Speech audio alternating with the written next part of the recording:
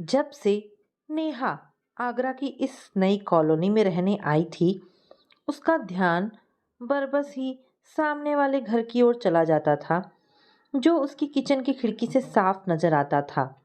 एक अजीब सा आकर्षण था इस घर में। चहल पहल के साथ साथ वीरानगी और मुस्कुराहट के साथ साथ उदासी का एहसास भी होता था उसे देखकर। एक 32-35 साल का पुरुष अक्सर अंदर बाहर आता जाता नजर आता था। कभी कभी एक बुजुर्ग दंपति भी दिखाई देते थे और एक 4 वर्ष का बालक भी। उस घर में नेहा की उत्सुकता तब और भी बढ़ गई जब उसने एक दिन वहां एक युवती को भी देखा। उसे देखकर उसे ऐसा लगा कि वह यथागदा ही बाहर निकलती है। उसका सुंदर मासूम चेहरा और गर्मी के मौसम में भी सिर पर स्कार्फ उसकी जिज्ञासा को और बढ़ा गया।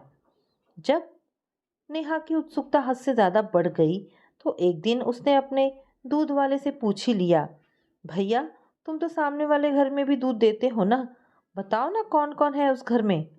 यह सुनते ही दूध वाले की आंखों में आंसू और आवाज में करुणा भर गई।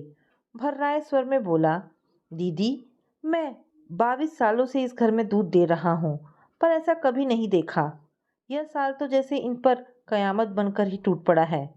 कभी दुश्मन के साथ भी ऐसा अन्याय ना हो। और फिर फूट फूट कर रोने लगा। भैया, अपने आप को संभालो। अब नेहा को पड़ोसियों से ज्यादा अपने दूध वाले की चिंता होने लगी थी, पर मन अभी भी यह जानने के लिए उत्सुक था कि आखिर क्या हुआ है उस घर में। शायद दूध वाला भी अपने मन का बोझ हल्का करने के लिए बेचैन था। अतः कहने लगा, क्या बताऊं दीदी, छोटी सी गुड़िया थी, संध्या बेबी, जब मैंने इस घर में दूध देना शुरू किया था। देखते ही देखते वह बड़ी हो गई और उसके लिए लड़के की तलाश शुरू हो गई। संध्या बेबी ऐसी थी कि सबको देखते ही पसंद आ जाए।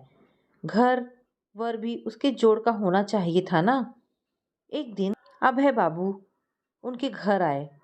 उन्होंने संध्या के माता पिता से कहा कि शायद संध्या ने अभी आपको बताया नहीं है, मैं और संध्या एक दूसरे को चाहते हैं और अब शादी करना चाहते हैं।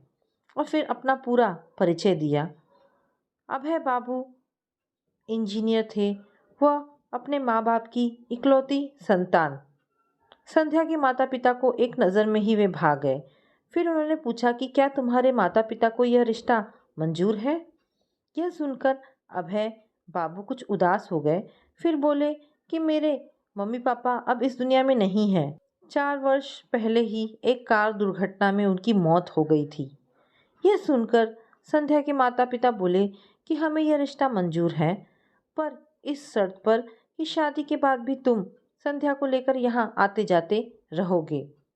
संध्या हमारी इकलौती औलाद है। तुम्हारे यहाँ आने जाने से हमें अकेलापन महसूस नहीं होगा और हमारे जीवन में बेटे की कमी भी पूरी हो जाएगी।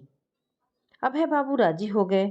फिर क्या, बड़ी धूमधाम से दोनों का विवाह हो गया और फिर साल भर में गोद भी भर गई। यह सब तो अच्छा ही है, इसमें रोने की क्या बात है, नेहा ने कहा। दूध वाले ने फिर कहना शुरू किया, एक दिन जब मैं दूध देने गया तो घर में संध्या बिटिया, अभय बाबू और आरव यानी संध्या बिटिया का बेटा भी था। तब मैंने कहा कि बिटिया कैसी हो, बहुत दिनों बाद दिखाई दी। मेरी तो आंखें ही तरस जाती है तुम्हें देखने के लिए। पर मैं बड़ा हैरान हुआ कि जो संध्या बेटी काका काका कहते नहीं थकती थी, वह मेरी बात सुनकर मुंह फेर कर अंदर चली गई। मैंने सोचा बेटियां ससुराल जाकर पराई हो जाती हैं और कभी कभी उनके तेवर भी बदल जाते हैं।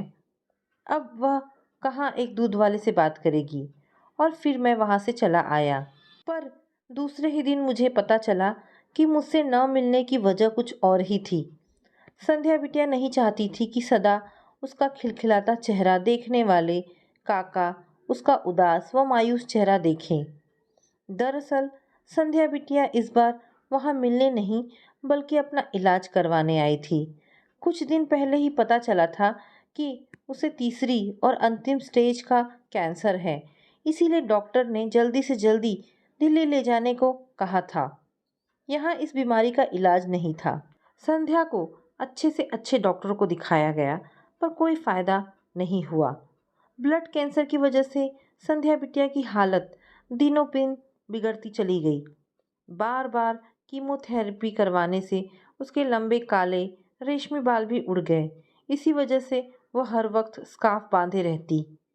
कितनी बार खून बदलवाया गया पर सब व्यर्थ। अभय बाबू बहुत चाहते हैं संध्या बिटिया को, हमेशा उसी के सिरहाने बैठे रहते हैं।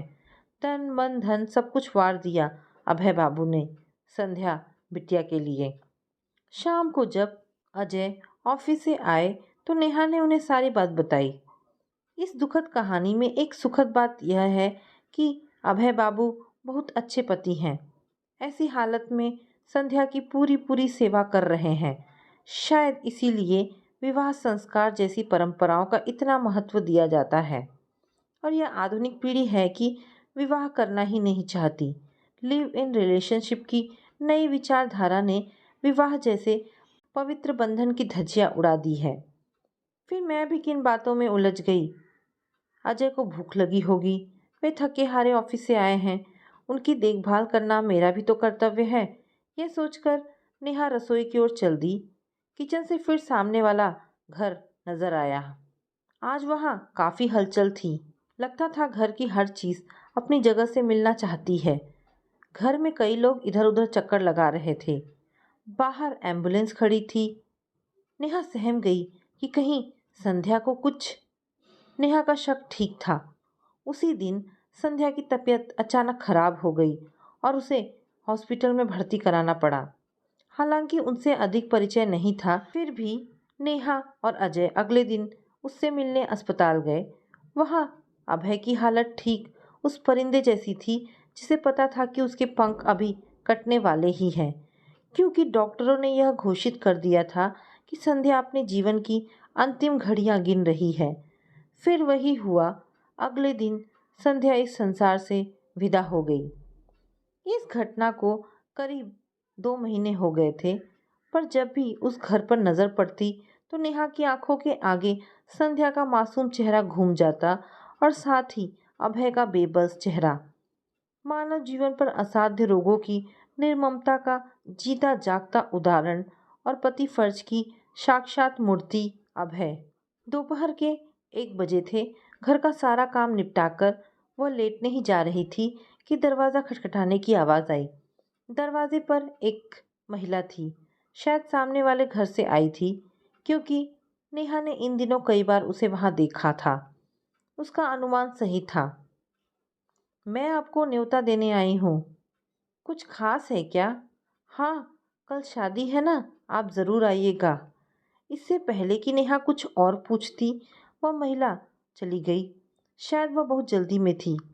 वह तो चली गई, पर जाते जाते नेहा की नींद उड़ा गई। सारी दोपहर वह यही सोचती रही कि आखिर किसकी शादी हो रही है वहाँ, क्योंकि उसकी नज़र में तो उस घर में अभी कोई शादी लायक नहीं था।